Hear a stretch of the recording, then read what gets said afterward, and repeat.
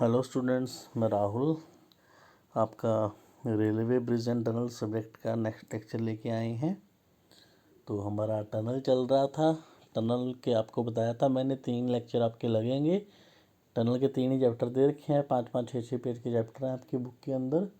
तो उसमें हमने 2 चैप्टर कंप्लीट कर लिए थे। अभी लास्ट वन आपका है टनल का सेशन का लास्ट चैप्टर, आज आपको मैं करवा रहा हूँ। अभी तक हमने जो किया था उसमें टनल क्या होता है, उसके एडवांटेजेस क्या हैं, डिसएडवांटेजेस क्या हैं, और एक था शेप्स ऑफ टनल कौन कौन सा होता है। और जो आपका प्रीवियस लेक्चर था उसमें हमने वेंटिलेशन, ड्रेनेज एंड लाइटनिंग के बारे में पढ़ा था कि टनल में डिफरेंट डिफरेंट टाइप्स के कौन कौन से होते हैं। एंड नेक्स्ट आज आपके पास है टनलिंग मेथड आ गए हैं आपके पास कि टनल को बनाने के लिए कौन कौन से मेथड यूज़ किए जाते हैं। ओके, तो स्टार्ट कर रहे हैं। देखिए, पहले सबसे फर्स्ट ऑफ ऑल टनलिंग होता क्या है। देखिए, the art of constructing a tunnel is known as tunnelling. Tunnelling को बनाने का जो आपका आर्ट है, टनल को बनाने का, उसको कंस्ट्रक्ट करने का, उसको बोलते हैं tunnelling. Okay, tunnelling is an operation that has to be carried out at considerable depth below the natural ground surface and required skill labour for their construction process. अब मैंने फर्स्ट चैप्टर में भी आपको बताया था टनल के बारे में, जब हमने स्टडी किया था कि टनल जो है आपका वो काफ़ी गहराई में बनता है, ग्राउंड सरफेस के नीचे बनता है। तो वही यहाँ पे लिखा हुआ है depth below the natural ground surface.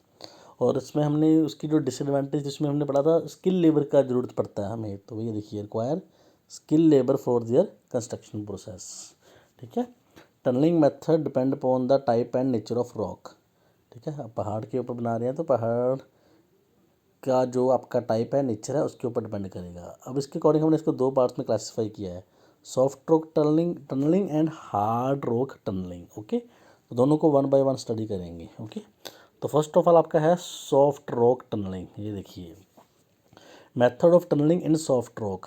अब आपको यहाँ पे नंबर ऑफ मेथड दे रखे हैं, लेकिन इसमें से हम कोई भी यूज़ नहीं करेंगे। देखिए, लेकिन स्टडी करना पड़ेगा क्योंकि हमारा सब्जेक्ट के अंदर है, ये थ्योरी के अंदर है। देखिए क्या लिखा है, for driving tunnels in soft rock such tunnelling methods are used which provide for support of ground as soon as excavation is made. ठीक है ना। तो बोलता है अभी सपोर्ट देने के लिए जनरली ग्राउंड में आपके टनल को सपोर्ट देना है, तो डिफरेंट डिफरेंट मेथड उसके अकॉर्डिंग यूज़ किए जाते हैं। तो जो पॉपुलर मेथड अब आपके पास ये रहे, अमेरिकन मेथड आ गया आपके पास, इंग्लिश मेथड आ गया, German method, Belgian method, Italian method, Austrian method, army method and then 4 poling method.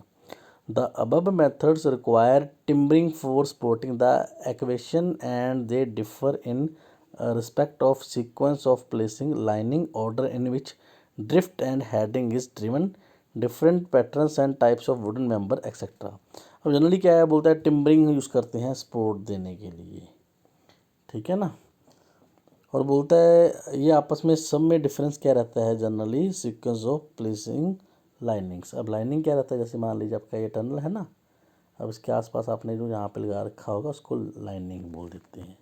तो ये डिफरेंट डिफरेंट मेथड आपके पास यूज़ होते हैं। ठीक है, इनका डिटेल डिस्कशन कुछ भी नहीं है अपने को सब्जेक्ट के अंदर में। ओके, आगे देखिए, अपार्ट फ्रॉम दिस मेथड्स, अब इनके अलावा आपके पास बोलता है ये 3 मेथड भी यूज़ होते हैं, 4 मेथड सॉफ्ट रॉक के अंदर ही बात कर रहे हैं।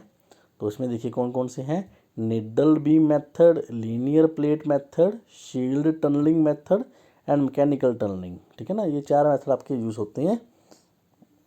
ठीक है ना। अब इसमें भी क्या है, इन 4 मेथड्स के अंदर जो सबसे मेन हमने पढ़ना है सिर्फ फर्स्ट वन ही है यहाँ पे सॉफ्ट रॉक के लिए, नीडल बीम मेथड। देखिए यहाँ पे क्या लिखा हुआ है, shield method of tunnelling has now become more popular than the old method.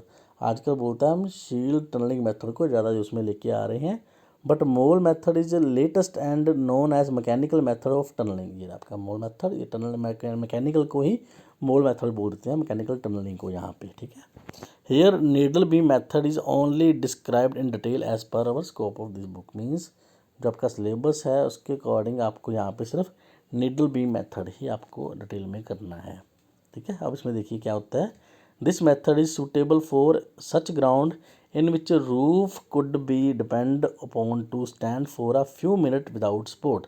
बोलता है ये वहाँ पे सूटेबल है ग्राउंड में यहाँ पे आपका जो सपोर्ट है वो कुछ मिनट के लिए आपको वहाँ पे नहीं चाहिए, विदाउट सपोर्ट भी आपका काम चल जाएगा, ठीक है ना।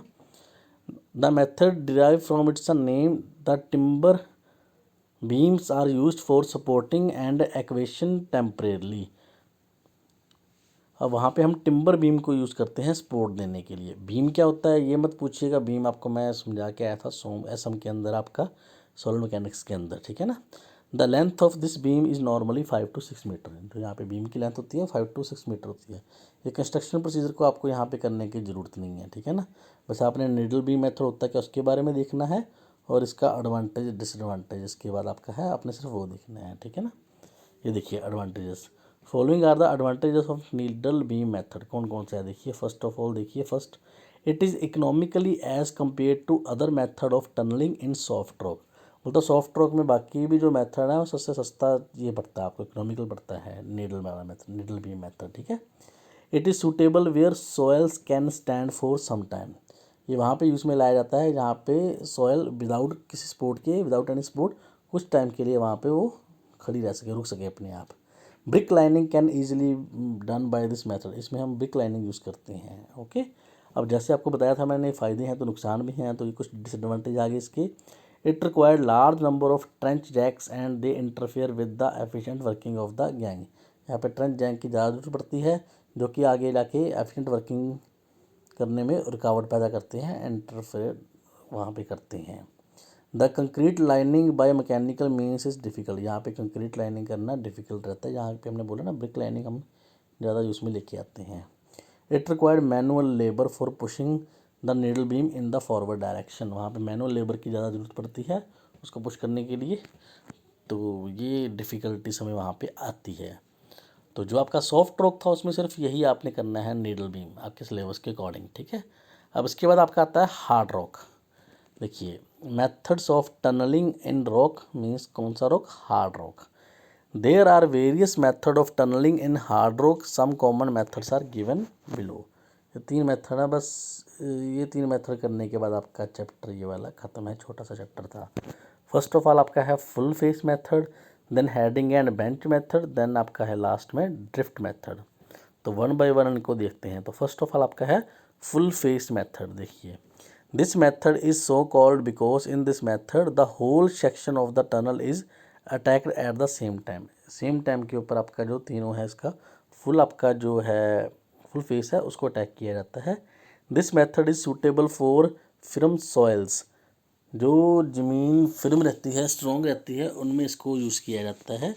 Where the excavated portion can hold itself for sufficient time to permit mucking and supporting operation to be completed. इसको हम वहाँ पे यूज़ में लाते हैं जहाँ पे वो अपने आप में होल्ड रह सके, ठीक है ना, सॉइल जो आपका है, और सफिशिएंट टाइम रहे उसको म्यूकिंग को परमिट करने के लिए। म्यूकिंग क्या होता है आपको आगे जाके आएगा, एक टॉपिक अपना है इसके बाद भी, उसमें आपको सारा समझ में आएगा। This method of construction is shown in figure. ये आपको डायग्राम में दिखा रखा है। The excavation to be done is divided into 3 region. 3 region ना, देखिए 1 2 3 3 में डिवाइड कर रखा है। The top 1 section is cut and removed. जो पहला सेक्शन है उसको कट करके रिमूव कर दिया जाता है। Followed by similar operation in section 2 and 3, फिर सेकंड भी और थर्ड भी। After completing equation of one section, work in second section is started. जब आपका पहले का इक्वेशन पूरा हो जाता है तब आप दूसरे के ऊपर शुरू करते हो। जब दूसरे का पूरा हो जाएगा फिर आप थर्ड वन के ऊपर स्टार्ट करोगे, ठीक है ना। ये जो स्मॉल क्रॉस सेक्शन वाली टनल्स होती हैं उनके लिए यूज़ में लाई जाती हैं, ओके। तो ये आपका था फुल फेस मेथड। अब इसके एडवांटेजेस देखिए। It minimise the total magnitude of ground disturbance and settlement. ये क्या करता है, वहाँ पे जो ग्राउंड का डिस्टर्बेंस उसको कम करता है। सेकंड देखिए, the amount of equipment required is minimum. जो यहाँ पे इक्विपमेंट चाहिए इसको बनाने के लिए वो बहुत कम होते हैं। Third, the work is easily and speedily completed when this method is adopted. इसमें काम क्या है, जल्दी हो जाता है, स्पीडली हो जाता है। डिसएडवांटेज देखिए अब इसके।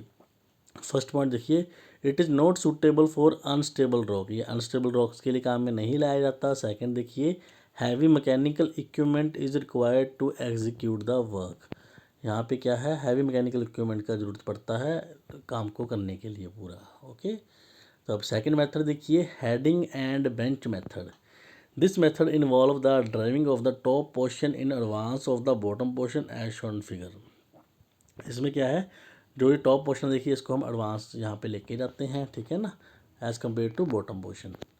For tunnelling by this method after driving the top portion 3 to 3.5 metre holes are drilled. देखिए यहाँ पे हमने होल्स इसके अंदर कर रखे हैं ना, holes are drilled into the head and bench, then this holes are loaded together with explosive for blasting. उसके बाद इन होल्स में हम ब्लास्टिंग करवाने के लिए एक्सप्लोसिव डाल देते हैं। Firing of bench hole is done just before the heading holes are fired, ठीक है।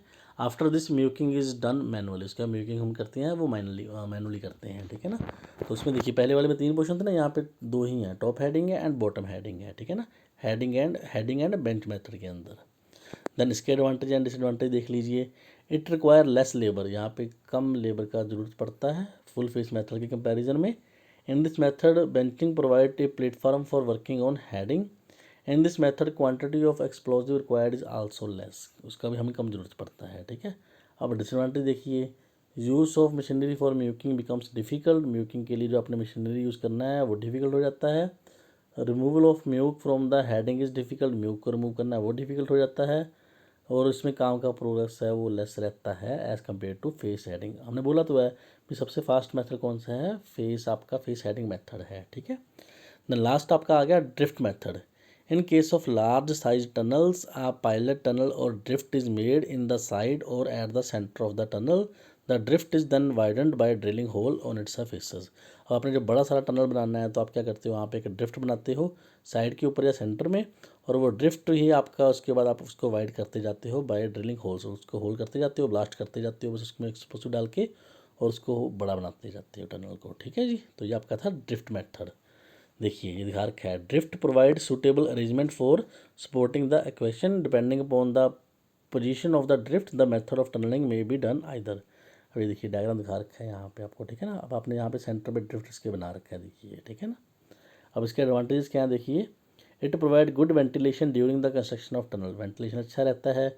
It is economical as it required less amount of labour and drilling equipment. अब नुकसान क्या है देखिए, it required complicated supporting arrangement of tunnel, supporting arrangement जो है इसका कॉम्प्लिकेटेड रहता है और ज़्यादा लेबर का यहाँ पे ज़रूरत पड़ता है, ठीक है जी।